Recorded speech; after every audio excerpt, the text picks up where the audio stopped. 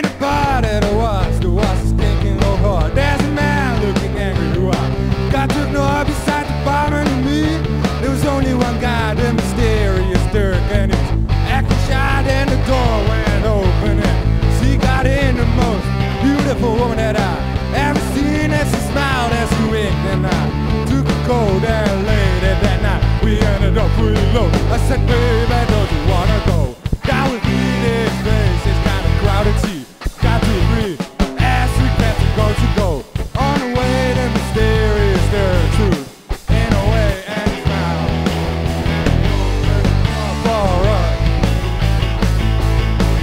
The view was kind of funny, and we landed into a booth.